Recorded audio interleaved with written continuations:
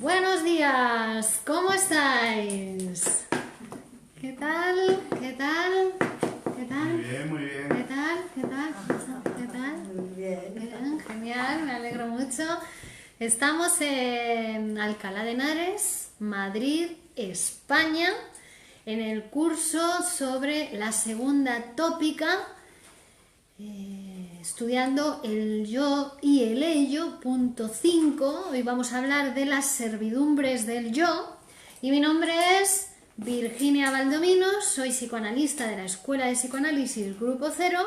Y este es un grupo y un curso organizado por la Escuela de Psicoanálisis Grupo Cero, que impartimos aquí en Alcalá de Henares, en la consulta de psicoanálisis de la calle Santiago 38, primero A, y también a través de Facebook para el mundo entero, para todos ustedes. Entonces, ¿qué tal? Andrea, se van conectando. Andrea, Beni, David Machín, muy bien, muy bien. Matusalem, muy bien, también. Genial. Bueno, pues seguimos trabajando el texto El yo y el ello de Sigmund Freud, que es donde se establece o se termina de establecer la segunda tópica freudiana, ¿no? Partíamos de la primera tópica, consciente, preconsciente, inconsciente, de 1900, y cómo Freud, con ese desarrollo de la ciencia psicoanalítica, en 1923 llega a la formulación de la segunda tópica, ¿no? Que estamos viendo el aparato psíquico, la distribución o la topología, por decirlo de alguna manera, ¿no? La estructuración del aparato psíquico en un yo, en un ello, en un super yo, y además cada una de estas sistemas dentro del aparato psíquico tienen una parte consciente y una parte inconsciente. Por lo tanto, decíamos que se puede relacionar, puede haber relaciones intrasistémicas. Vamos a dar un minutito. ¿Podéis?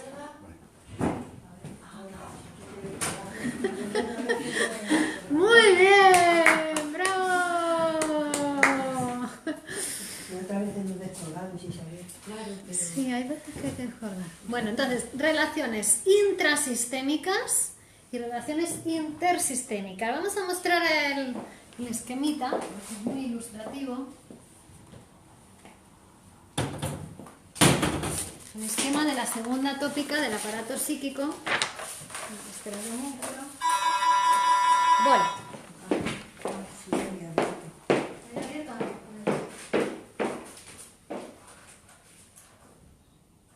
Adelante. Tienes que empujar un poquito. Dale, dale. Empuja.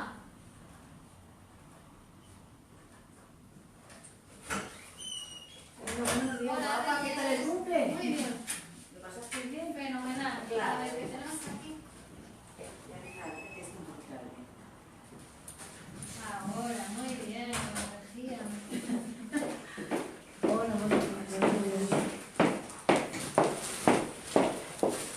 Bueno, entonces, habíamos mostrado lo que sería el esquema de la segunda tópica, ¿no? El aparato psíquico vendría a ser esto, donde tenemos el ello, ¿vale? Tenemos el yo, que está en contacto con el mundo exterior a través del sistema percepción-conciencia, que sería la capa más superficial y que a la vez también rodea a los otros sistemas, porque se puede percibir, buenos días, hacia afuera y hacia adentro del aparato psíquico, ¿no? Habíamos dicho. Luego tenemos lo reprimido, que es una parte de lo inconsciente. Es decir, ¿no? El inconsciente está a lo reprimido, pero es parte, no todo lo inconsciente es reprimido, ¿no? Sino que está el ello, que es el caldero de las pulsiones, pulsión de vida, pulsión de muerte, que es inconsciente y no es reprimido. ¿Vale? Tenemos a Rafael Ejido Martínez, a Rafael Orduna, José Antonio Fernández, Humberto Hidalgo y Matusalén, Andrea, Beni y David Machín. Que tenemos, quiero decir que estáis ahí, no es que os tengamos, porque nadie puede tener a nadie. Estáis por propia voluntad. Bueno, entonces, vamos a ver el punto 5 hoy de el yo y el ello, que son las servidumbres del yo. ¿Vale? Hoy se termina la clase, ¿no? Hoy no, el próximo martes vamos a tener clase también. Entonces, hoy terminamos, hoy es el último punto del yo y el ello, ¿no? Las servidumbres del yo, pero va a ser, no sé si nos va a dar tiempo a verlo todo en esta clase. Entonces, la próxima clase vamos a terminar este tema también, lo vamos a compaginar con un capítulo de este libro. Bueno, este libro lo recomiendo a todos. Es Freud y Lacan hablados 5. ¿Os acordáis que empezamos por Freud y Lacan hablados 1, por el verde, no? Bueno, pues esa colección tiene más volúmenes donde se van estudiando en cada uno de ellos pues temas freudianos, pero vistos también con las enseñanzas de Lacan y de Menasa, leídos también desde ahí, ¿no? Entonces, Freud y Lacan hablados 5 es precisamente, hola Vera, sobre la segunda tópica, ¿no? Más allá del principio del placer y el yo y el ello son vistos también estudiados desde este libro. Entonces vamos, entre hoy y el próximo martes vamos a ver las servidumbres del yo y también las dos clases de instintos, también incluyendo este material, ¿vale?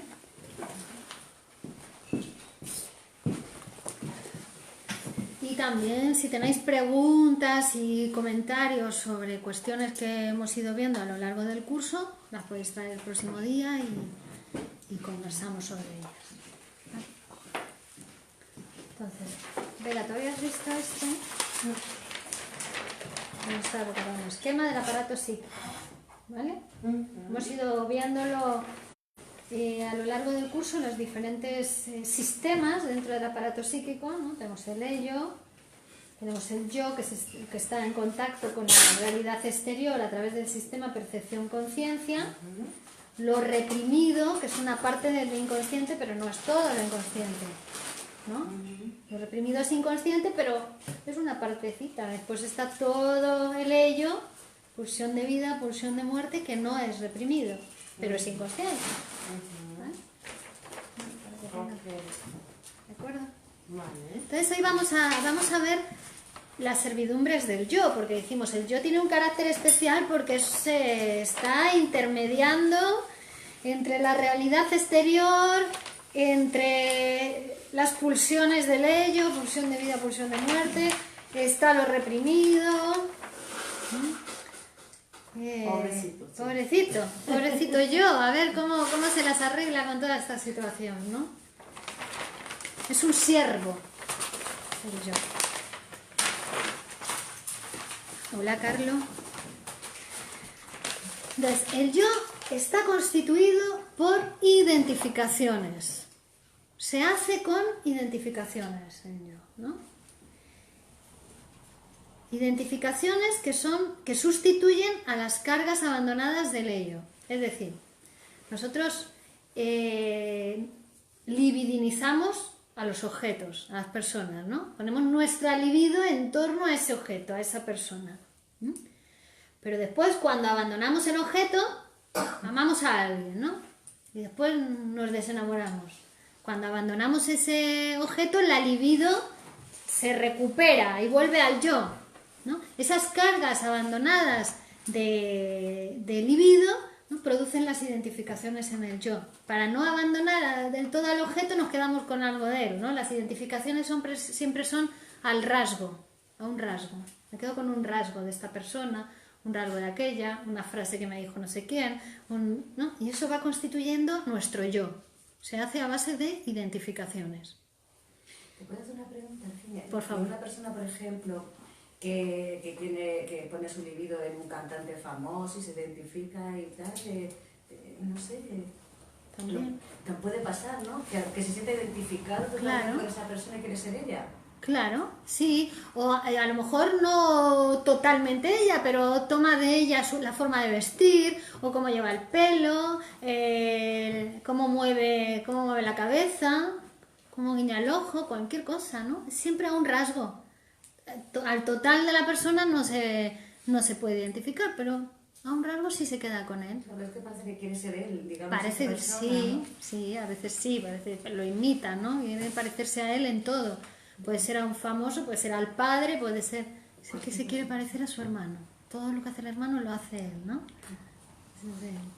Pero eso yo no lo encuentro natural, no sé. Eso es natural y así se hace el yo, así se hace nuestro yo. Está hecho por identificaciones con otras personas. Las primeras de estas identificaciones dijimos que eran tan importantes, los padres, ¿no?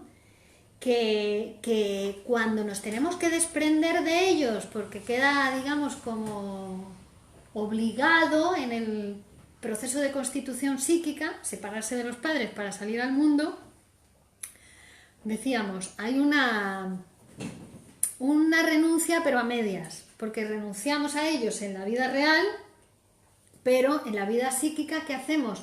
Los introyectamos, nos identificamos a ellos de tal manera que es como no querer. La renuncia en el inconsciente no se produce, nos quedamos con ellos, ¿no? Los introyectamos, habíamos visto la vez pasada cómo era este mecanismo. Tanto es así que los padres introyectados son los que... Vamos a ver, los padres no son los padres verdaderos siguen en casa, no los hemos metido en ningún lugar, sino es la relación que uno tiene con sus padres la que se introyecta, es decir, no se quiere separar de ella, de esa relación. Se hace inconsciente, deviene inconsciente. Y eso es lo que viene a constituir el super yo, que sería una parte, una instancia especial que se diferencia dentro del yo. Una parte especial, ¿no? Que dice Freud, no sabemos muy bien dónde ubicar el super yo, pero es dentro del yo va a haber una identificación especial que conforma el super yo, que son las figuras parentales introyectadas, la relación con esas figuras parentales. Es decir, ahora ya no necesitas a tu padre que te diga, no hijo, eso no se puede hacer. Ya lo llevas interiorizado y hay una voz que te dice, no, eso no se puede hacer. ¿No? Un saber inconsciente, ¿no? Ese es el super yo. Entonces, el super yo viene a ser el que decíamos que tiene un mandato con respecto al yo, el super yo, ¿no? El categórico, que le dice, como tu padre debes ser, pero a la vez le dice, pero como tu padre no debes ser, porque hay algo que le está reservado solo a tu padre, que es tu madre, ¿no? Es decir, es un mandato categórico, pero es tiránico a veces el super yo. Entonces, cuando el yo es más fuerte, porque ahora vamos a ver cómo se relacionan entre sí estos sistemas dentro del aparato psíquico.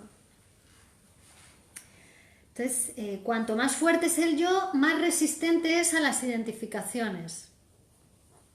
Cuanto más narcisismo hay, cuanto más narcisista es una persona, más barrera tiene con respecto a la influencia del mundo exterior. ¿Vale? El super yo, entonces, ocupa una posición especial en el yo, en el aparato psíquico, en el sistema del yo, debido a dos cosas. Primero, porque es la primera identificación que se llevó a cabo, cuando el yo era muy débil todavía.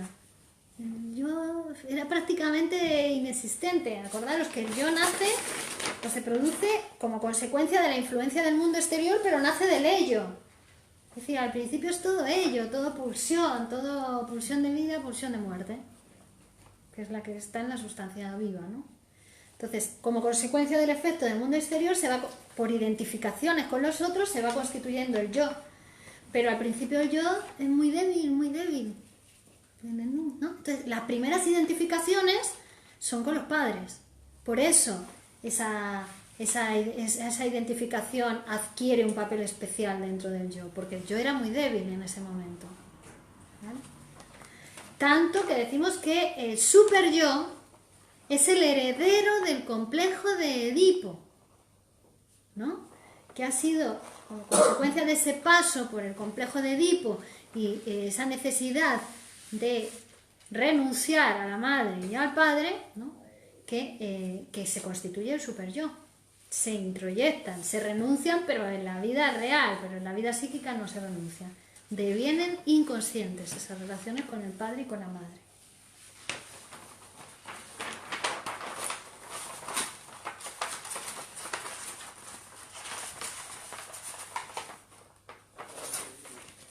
Entonces, después, a lo largo de la vida, el yo va a sufrir modificaciones, por supuesto, ¿no? Pero siempre va a estar ahí el super yo, que va a ser determinante para esas identificaciones que se produzcan después. Esas modificaciones del yo.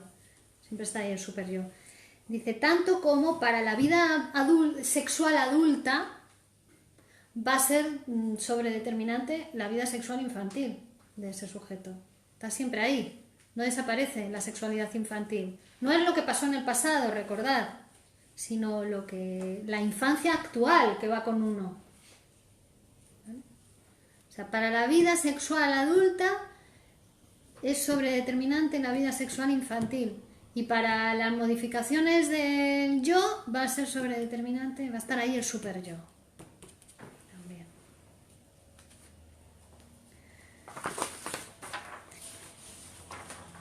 El yo va a ser accesible a las influencias del mundo exterior. Es de hecho el que está en contacto con el mundo exterior a través del sistema percepción-conciencia. Pero va a conservar durante toda la vida el carácter que en su génesis, cuando se constituyó, le impuso el complejo paterno, el complejo de Edipo. Es decir, esa tendencia del super yo a dominar al yo. A dominarlo, a darle órdenes, a decirle lo que tiene que hacer y lo que no puede hacer. Eso siempre va a estar ahí. A pesar de las influencias exteriores, a pesar del que el que está en contacto con el mundo es el yo. El superyo, dice Freud, es el monumento conmemorativo de la primera debilidad y dependencia del yo. Es el monumento que ha quedado ahí de esa debilidad primera del yo. Y va a continuar dominando al yo durante toda la vida, durante la madurez también. Del mismo modo que el niño estaba sometido a sus padres y obligado a obedecerlos, porque era débil, necesitaba de sus padres para todo, si no se muere, ¿no? Sobre todo cuando es más pequeñito, pues ahora el yo se somete al imperativo categórico del superyo, como si dependiese de él, como si la vida le fuese en eso. Pero insistimos en que el superyo es el heredero del complejo de Edipo. Esto quiere decir que desciende de las primeras cargas de objeto del ello. Es decir, el superyo está en contacto directo con el ello. Con las primeras cargas de objeto, con la libido, con la pulsión de vida, eros, y también con la pulsión de muerte, tánatos. El superyo es una reencarnación de formas anteriores del yo que han dejado en el ello sus residuos, dice Freud. Hola Javi Anaya, hola Fernando Blancart. El superyo siempre va a estar, por eso Freud le dice, no sabemos muy bien dónde ubicarlo, porque va a estar próximo al ello, está en contacto con el ello. Está en contacto con el ello. Por eso hay cosas que la conciencia no sabe de ellas, el yo consciente no se entera de ellas, y sin embargo el superyo sí. Uno fantasea o desea, no sé, uno de estos deseos sexuales infantiles con alguien prohibido o algo así, y puede que tu conciencia no sepa nada de eso, pero tu superyo es sí, y te castiga. Tú no tienes ni idea de por qué te va mal. Y es tu superyo castigándote por una fantasía inconsciente, por un deseo infantil.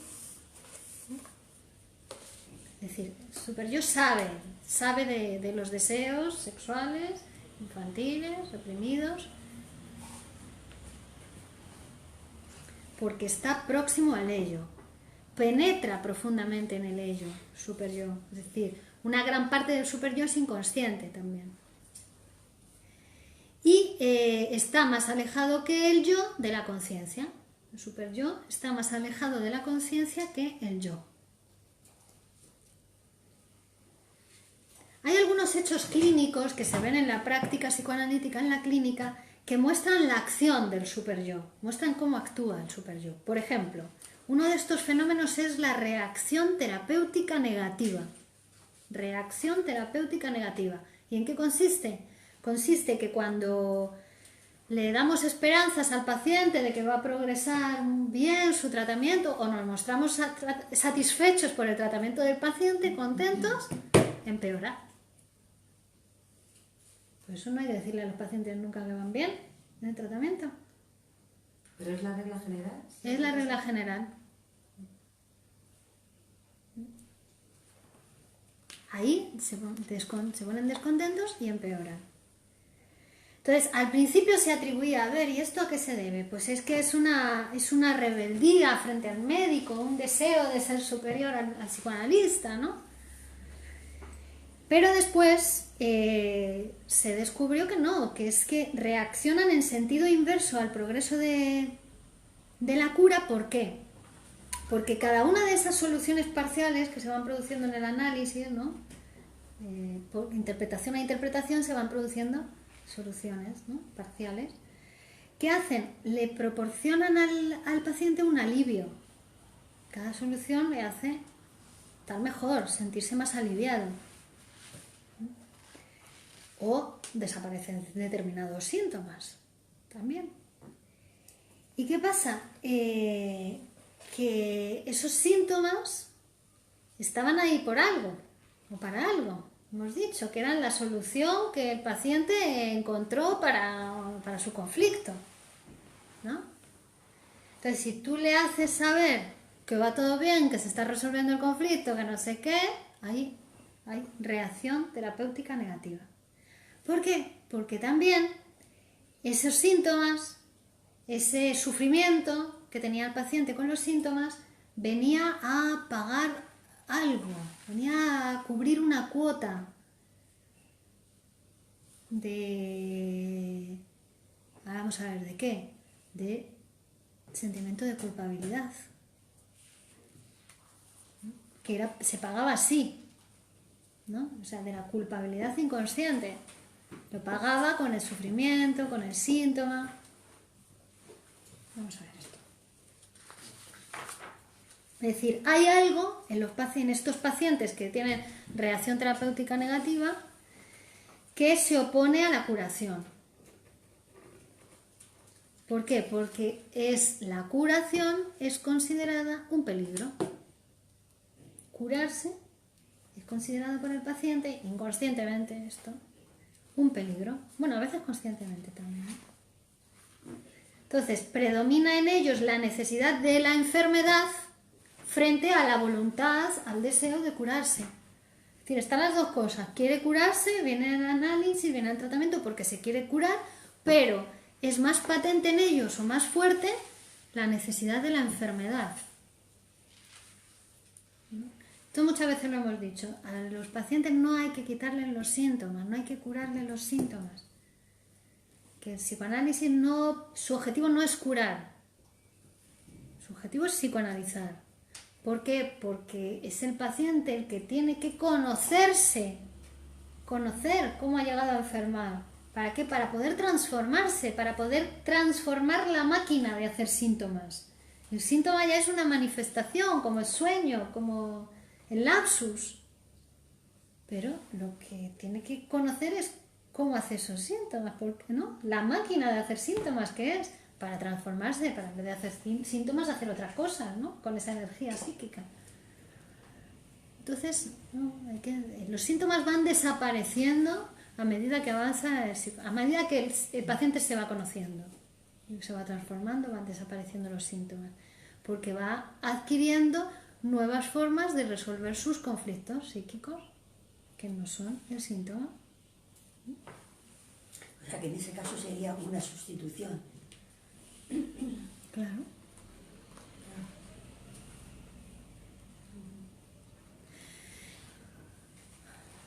Claro, y a veces se sustituye, quitas un síntoma y se sustituye por otro síntoma. O una persona que se cura de una depresión, por ejemplo, con un matrimonio desgraciado, ¿no? Ya no está deprimido, pero ahora lo que es desgraciado es su matrimonio o su relación sentimental. ¿Por qué? Porque esa cuota de sufrimiento, ¿no?, que pagaba, o esa cuota, la culpabilidad que era pagada con ese sufrimiento a través del síntoma, ahora ya la paga a través de la relación, de ese sufrimiento.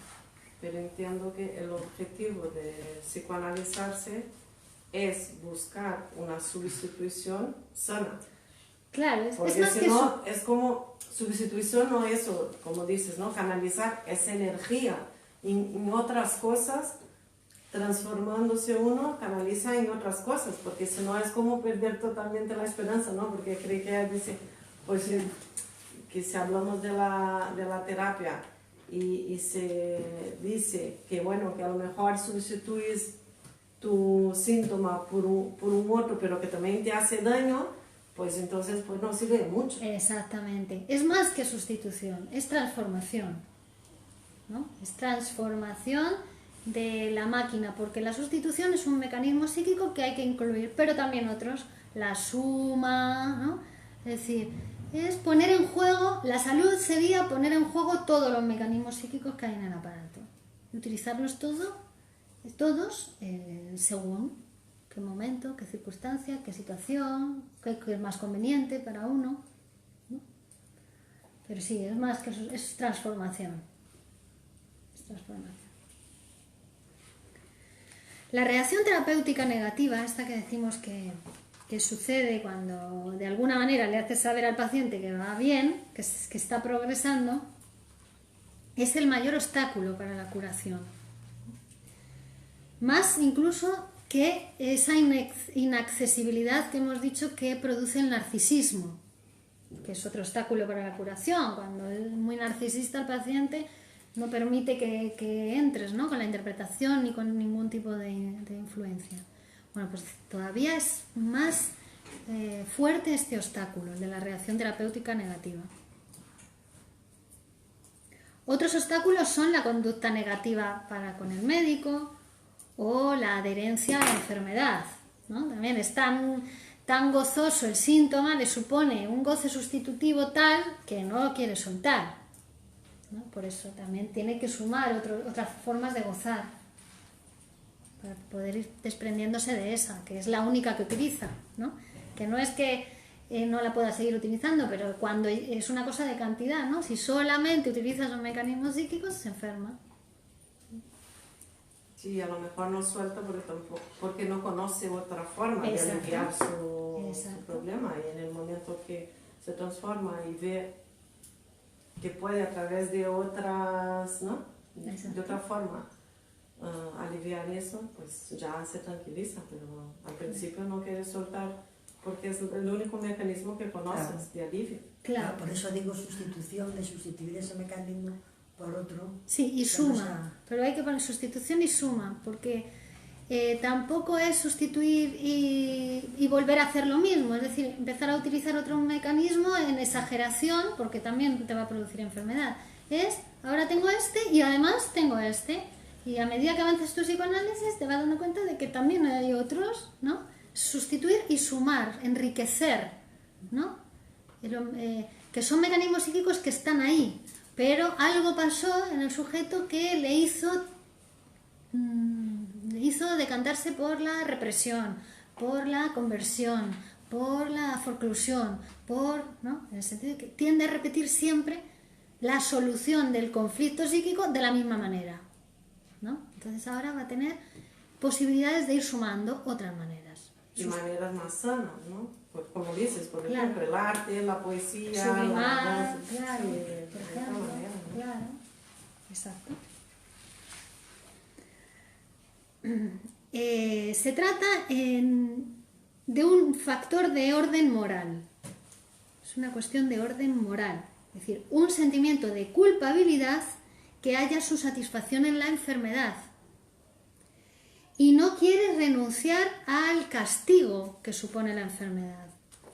porque a la vez que es una satisfacción sustitutiva, la enfermedad también es un castigo. Es decir, le proporciona una cantidad de sufrimiento al paciente, de dolor, de impedimentos e inhibiciones para su vida social y profesional y de todo tipo. Es un castigo.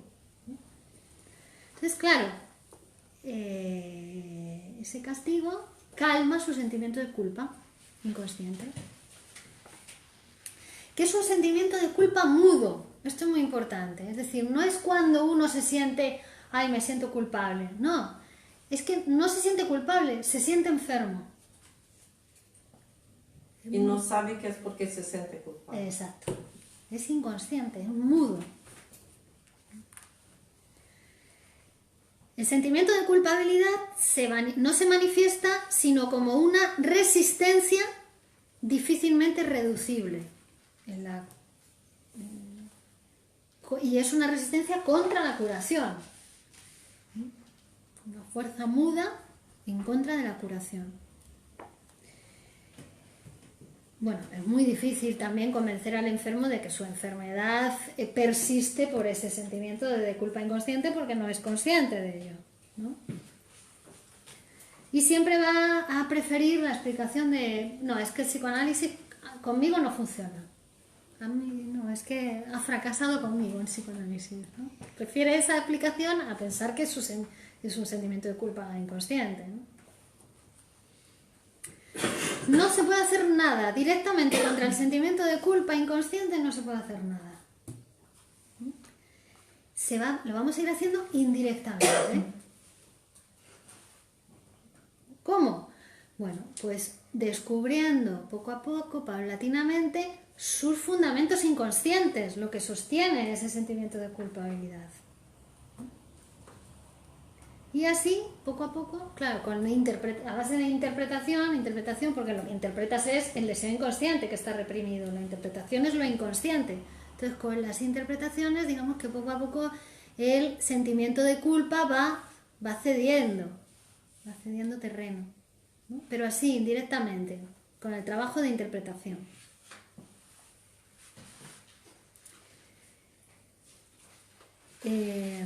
Dice Freud que la labor psicoanalítica va a ser más fácil si este sentimiento de culpa es de prestado. Es decir, que es resultado de la identificación del sujeto con otra persona. Es decir, se ha identificado el sentimiento de culpa dentro. Entonces, en ese caso es más fácil. Va a ser más fácil en el tratamiento psicoanalítico, más que si es un sentimiento de culpa propio, digamos.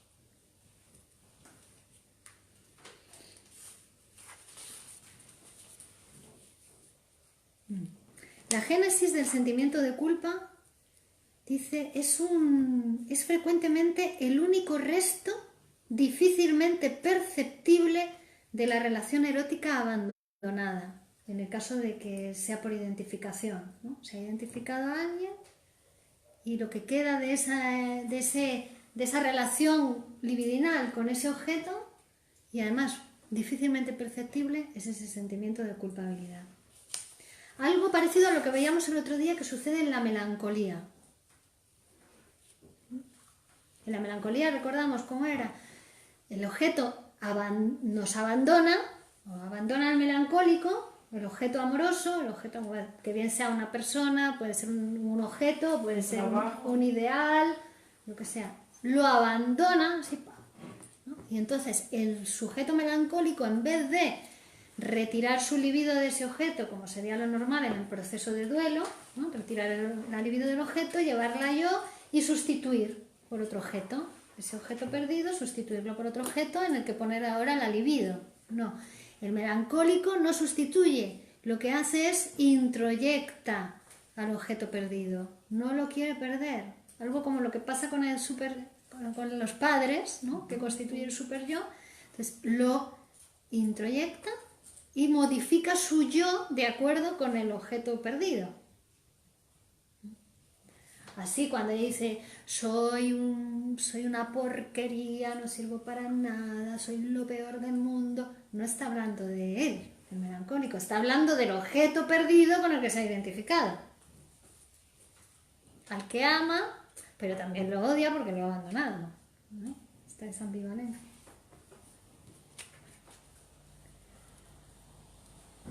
Cuando se va revelando en el análisis esa carga de objeto que está detrás del sentimiento inconsciente de culpabilidad, eso normalmente conlleva un éxito terapéutico.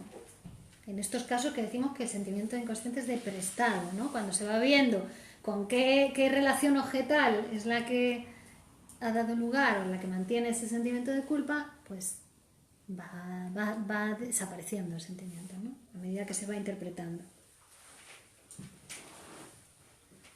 Y luego también es muy importante que va a depender de esa intensidad del sentimiento de culpabilidad y también de la personalidad del psicoanalista, es decir, realmente que el psicoanalista tenga poca personalidad, porque la personalidad del psicoanalista no sirve para nada, sino que más bien que sea una función sin personalidad, es lo que va a permitir que el enfermo vaya tomando al analista también como ideal del yo. Vaya tomando al analista. Menasa siempre dice, un psicoanalista tiene que ser culto, bueno, tiene que ser el hombre o la mujer más culto de su época, ¿no? Y además hay que ser culto por si llega un paciente psicótico y se tiene que identificar con el analista. Es la única manera de que salga, ¿no?, de la psicosis. Bueno. ¿Qué quieres decir con culto en este Culto. Claro, ¿y qué tiene que ver la cultura con el mundo de los sentimientos y el mundo psíquico interior? Muchísimo. Podríamos decir que la cultura es el alma de lo social, es el alma de la humanidad.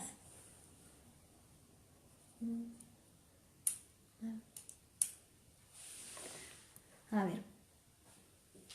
Paqui Robles dice que el sujeto no se insulta ni reprocha a sí mismo, no.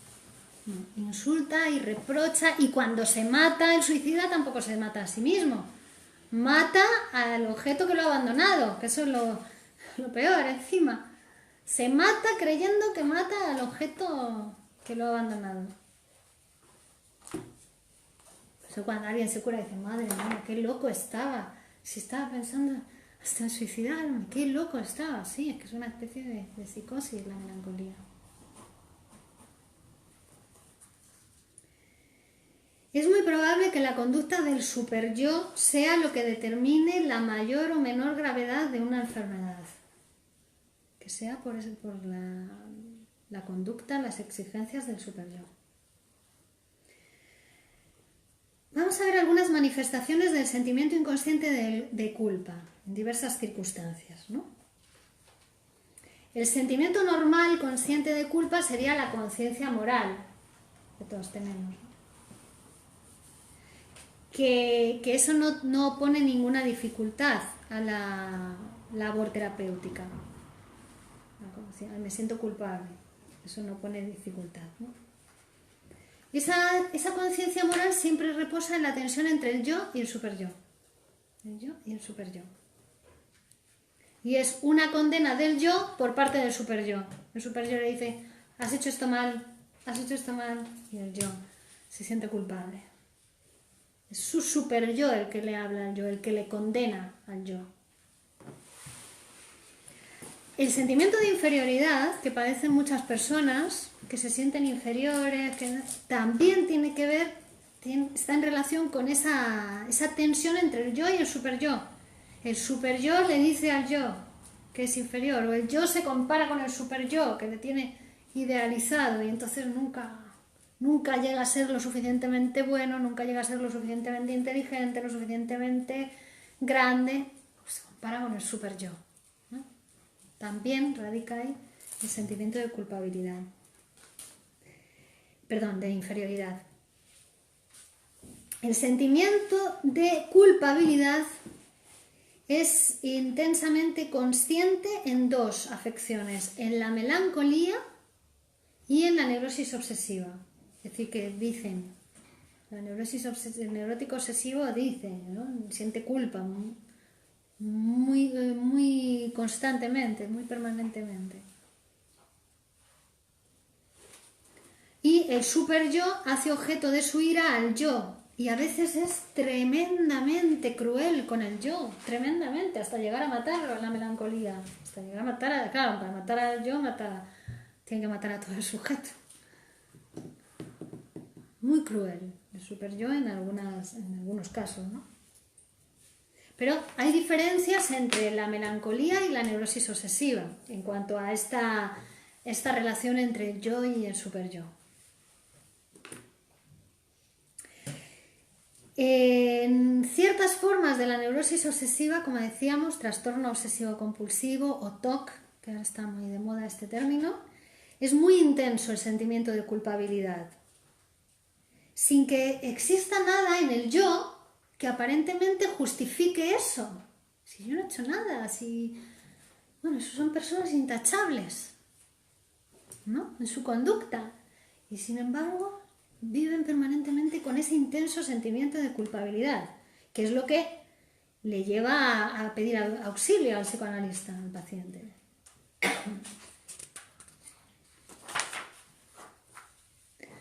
¿Pero por qué? ¿Qué pasa? Pues que el super yo es influido por los procesos que están ocultos en el ello. Al super yo llegan, porque el super yo está en conexión con el ello. Entonces, el super yo es influido por esos procesos. El yo no se entera de nada. La parte consciente del sujeto, la parte consciente del yo, no se entera de nada. Dice, si yo soy intachable, mi conducta es intachable. Y me siento constantemente culpable. Pero claro, es que en el ello no es tan intachable, ¿no? No se entera de nada, pero lo sufre, ¿no? Claro, lo sufre, lo padece, porque el super yo sí se entera. Sí se entera de esos deseos, de esas pulsiones, de la hostilidad. El super yo sí se entera. Y hace esa manía para que todo vaya bien. Así. Los ritos, los ceremoniales son para no sentir angustia. Para evitar la angustia. Porque la angustia, ¿qué era? Dijimos, vamos a ver, esto es toda una articulación, ¿no? La angustia es una señal, dijimos. La angustia es la señal que dice que un deseo inconsciente está cerca de expresarse, ¿no? Y por eso en el sueño de angustia nos despertamos. Pero también en la angustia neurótica es una señal. Entonces, para no sentir angustia, que es la que está dando la señal de que el deseo está cercano, hace todo el ritual. O le aparecen los pensamientos obsesivos. No siento angustia. Cuando están mis pensamientos obsesivos no siento angustia, dice el paciente obsesivo. Claro. ¿Ves? Ya cuando avanza en su psicoanálisis va conociendo cómo funciona el mecanismo obsesivo. Entonces, en ese caso de la neurosis obsesiva, resulta que el super yo ha sabido del ello inconsciente algo que el yo no sabe del ello inconsciente. Y eso es esos impulsos reprimidos o esos impulsos del inconsciente son los que constituyen la base del sentimiento de culpabilidad. Es decir, sí, el inconsciente sí desea cosas prohibidas, el inconsciente sí desea matar a alguien o tiene deseos hostiles. En la melancolía, a ver, Paqui dice, entonces el psicoanálisis transforma el superyo, el ello. Claro, el psicoanálisis transforma el sujeto, el aparato, produce transformación y después también ¿no? transforma la posición patológica en una posición saludable y luego en una posición saludable también te permite pues arreglártelas con todos esos sistemas que componen el aparato. Con todo eso, con los deseos, con los impulsos. ¿Cómo? Porque el psicoanálisis en sí mismo proporciona una alternativa a la represión, que es poder hablar.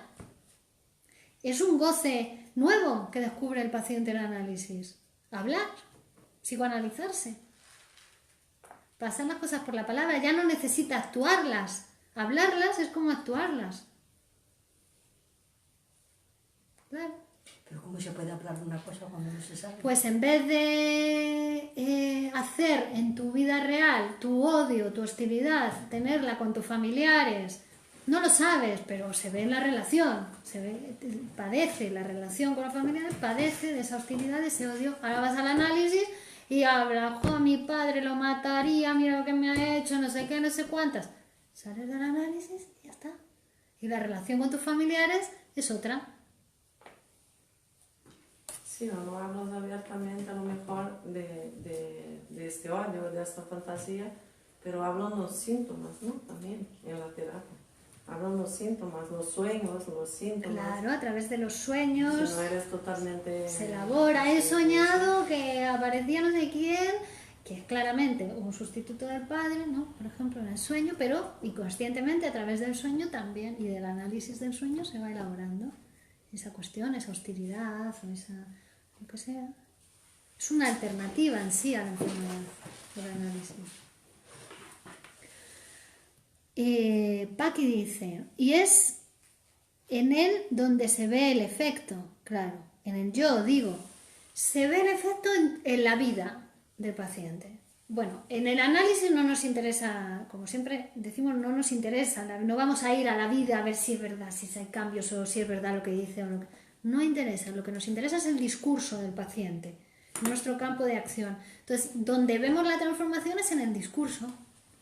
Es que ahora habla de otra manera, habla de otras cosas, ha cambiado su posición psíquica. Ahí hubo interpretación, ahí hubo transformación. Con la desaparición de un síntoma, ¿no? Con la desaparición del síntoma, claro. Entonces se ven todo, es la articulación, no se puede pensar al yo separado del ello, separado del superyo, es que está todo articulado, todo el aparato psíquico. En la melancolía, el yo no se atreve a iniciar protesta alguna contra el superyo. ¿No? El yo se reconoce culpable en la melancolía. ¿No? El melancólico vive ahí como en ese peso de culpabilidad y se somete al castigo gustosamente. El yo del melancólico se somete al castigo del superyo del melancólico. Entonces ahora el objeto sobre el que recaen las iras del superyo es el yo por identificación con el objeto perdido. Se ha identificado con él y el superyo lo castiga. Ya no puede ir al marido o al exmarido o a la mujer o al fallecido que le ha abandonado, no puede ir a castigarle a ese, pero le castiga en el yo del melancólico porque se ha identificado con él. La melancolía es nostalgia también, ¿no? Bueno, la nostalgia es un sentimiento normal que todo el mundo en algún momento puede sentir nostalgia. La melancolía es una enfermedad grave, muy grave. Es como la depresión. Es una depresión.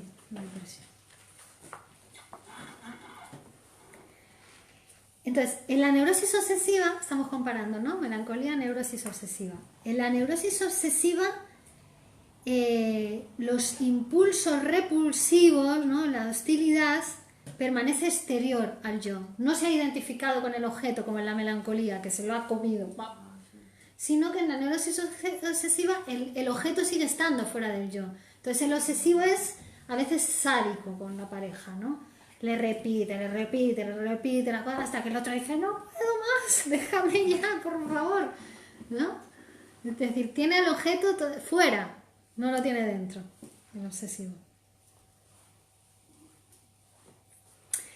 En la histeria, el sentimiento de culpa permanece inconsciente, totalmente inconsciente. ¿Cómo? Bueno, pues porque el yo del histérico se defiende contra algo que le ha resultado penoso, ¿no? Que el superyo lo castigaría por eso, pero ¿cómo se defiende? Lo reprime, lo hace inconsciente, no ve nada, no lo ve. Hasta lo puede llegar a hablar en el análisis, pero no lo tiene para nada relacionado, está reprimido. Y entonces así se defiende de esa percepción penosa y también del ataque del superyo. Es decir, es totalmente inconsciente el sentimiento de culpa, no siente culpa. La histérica o el histérico, la estructura histérica es inconsciente.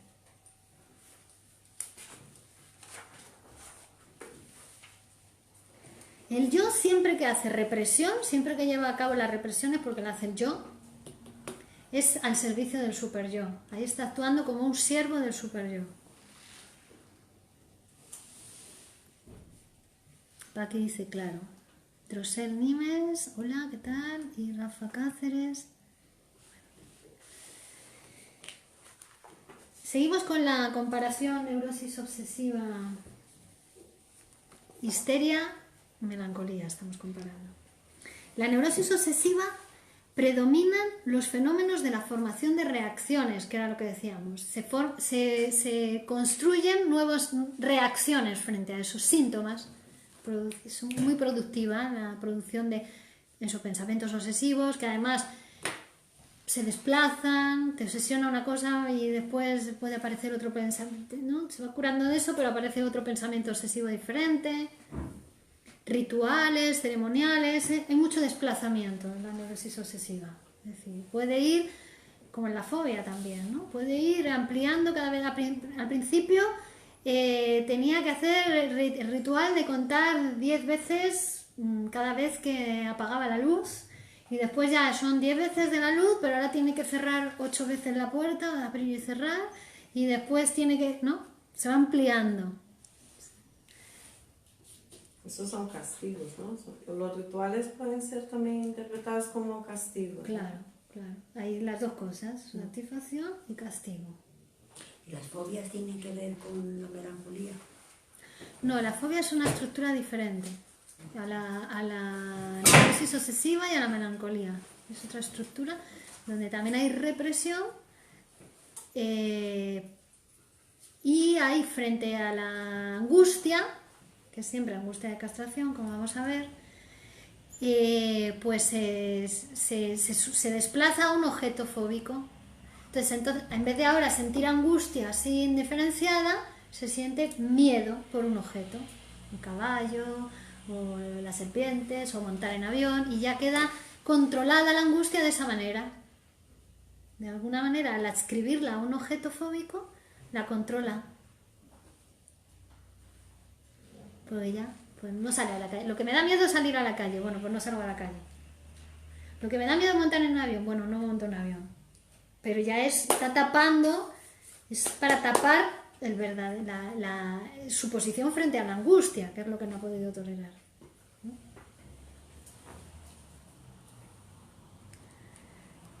Gran parte bueno, hemos dicho, la histeria entonces, claro, lo que hace es mantener inconsciente, mantener alejado de la conciencia por represión ese material al cual se refiere su sentimiento de culpabilidad.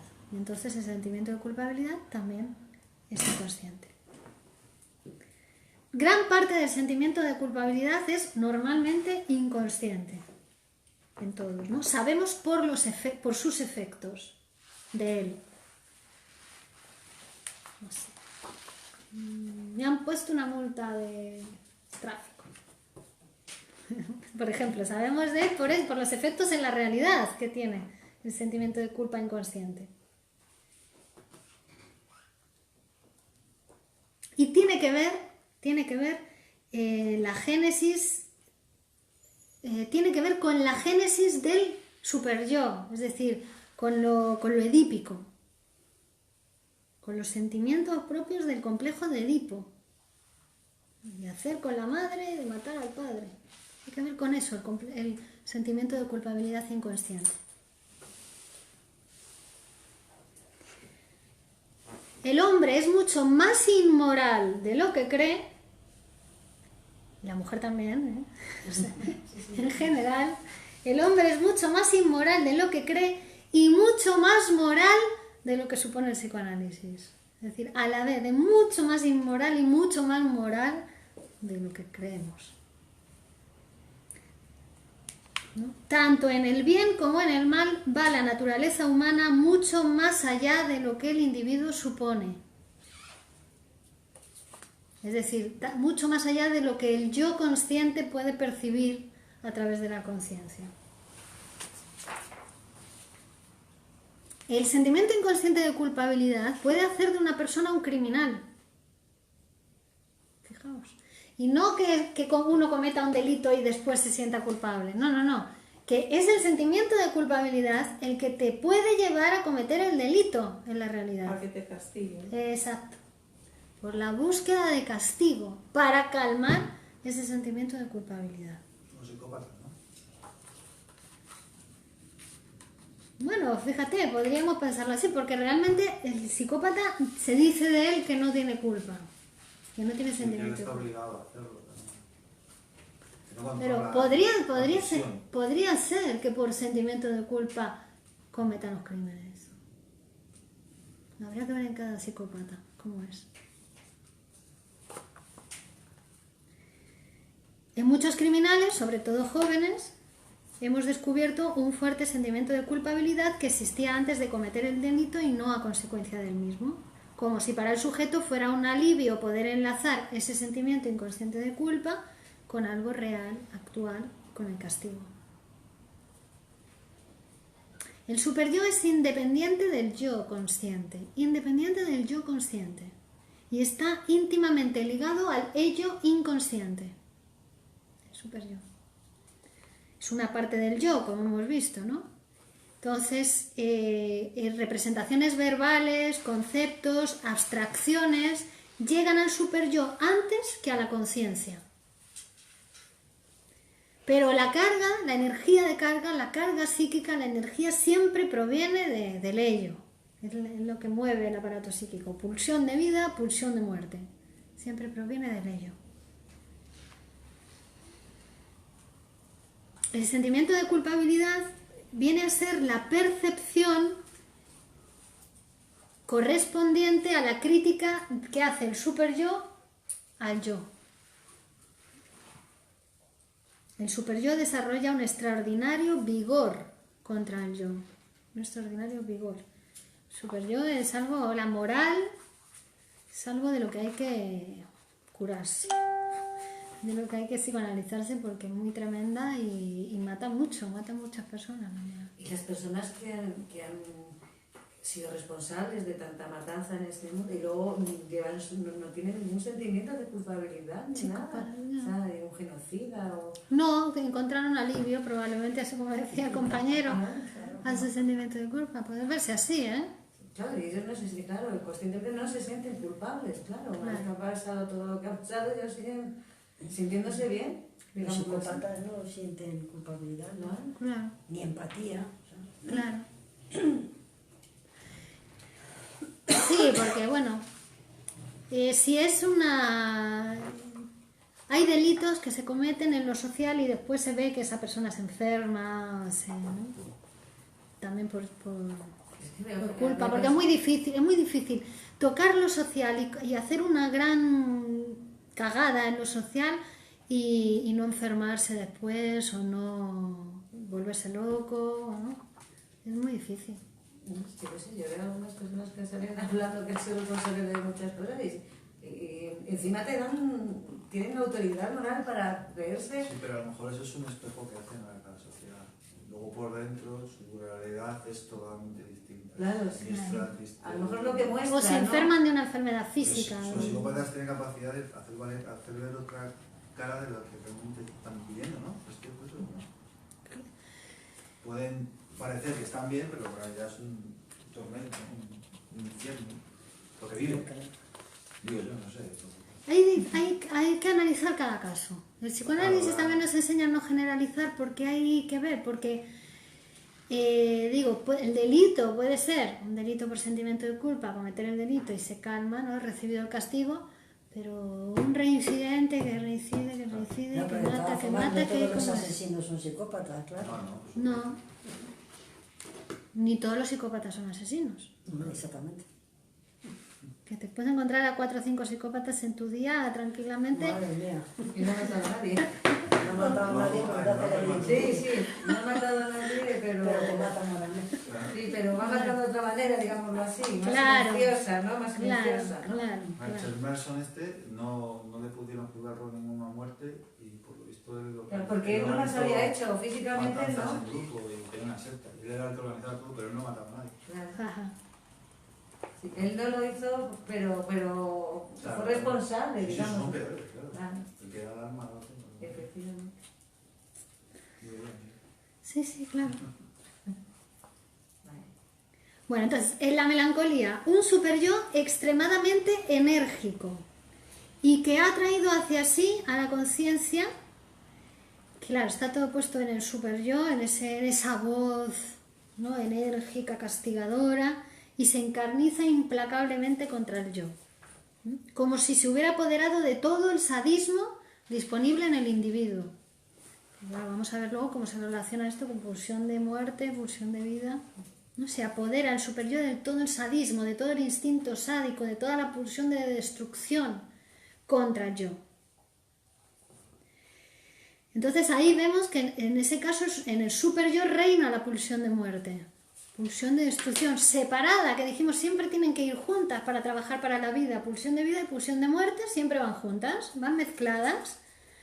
Ahí se produce una disociación de las pulsiones. El superyo se apodera de toda la pulsión de muerte, de destrucción, y la dirige contra el yo, como si fuera el objeto, ¿no? En vez de hacia el exterior, hacia el interior. Un objeto Eso interior. es la melancolía, ¿no? La melancolía. Entonces, claro, con frecuencia consigue llevar a la muerte al yo.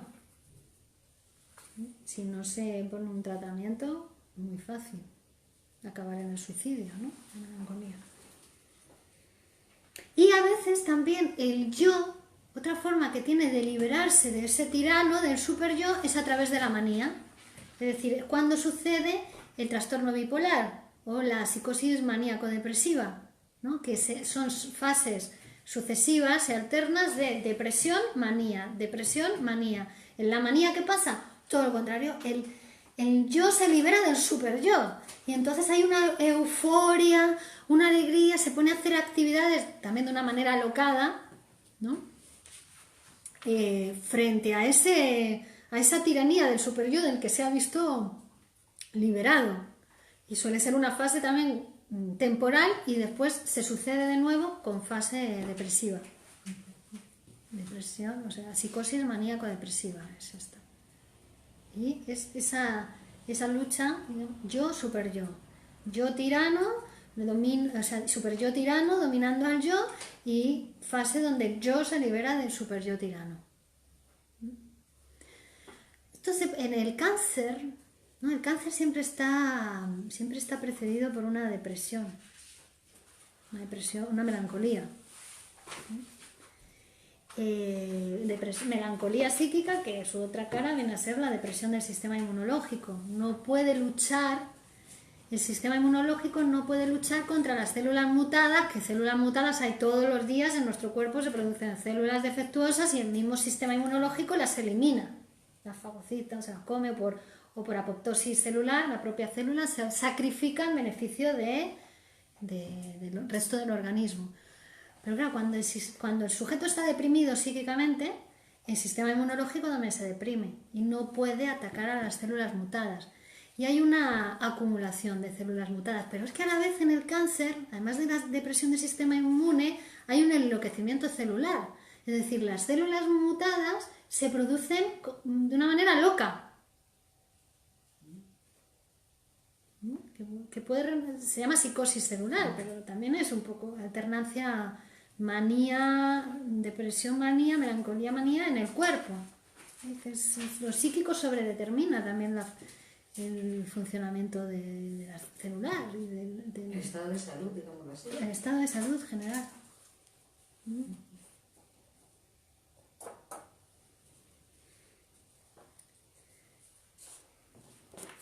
Hola, Ravendra, Luis Antonio, Juliet Gallego, ¿cómo estás? Claudio Boyé, Isabel Rodríguez, Javier Ledesma y todos los anteriores.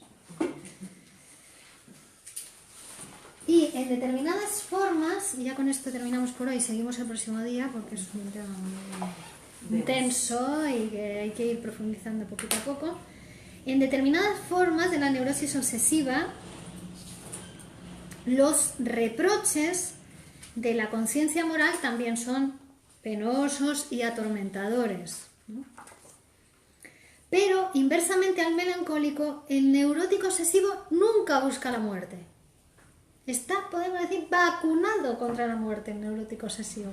Más que la histeria incluso, porque la histeria a veces para llamar la atención se equivoca, ¿no? Y se mata. Pero el neurótico obsesivo está protegido frente al suicidio, Sí. inmunizado. Ah, ¿y eso? ¿Por qué? Porque hemos dicho que conserva el objeto exterior fuera. Entonces todo el impulso de muerte, la pulsión de muerte sádica está dirigida contra él. El objeto exterior fuera. Bueno, lo tiene desplazado para afuera, todo lo... Cuando los actos del obsesivo son repetitivos. Cuando averiguamos el sentido del acto, vemos cómo está la tendencia hostil, ¿no? Hay un caso de Freud muy, muy conocido que era el señor que ponía una piedra en el camino para cuando pasase su amada en el carruaje, ponía la piedra y después quitaba la piedra. Ponía la piedra, quitaba la piedra. Ponía la piedra, ¿no? Era el acto hostil y la protección contra el acto hostil. Y es siempre así en el obsesivo. Antes que pasase la mujer, Claro. ponía y quitaba Ponía y quitaba. su deseo y su... Sí, matarla y la prevención frente al deseo. Siempre es así en el obsesivo. El deseo hostil y la prevención frente al deseo. Deseo hostil, prevención frente al deseo.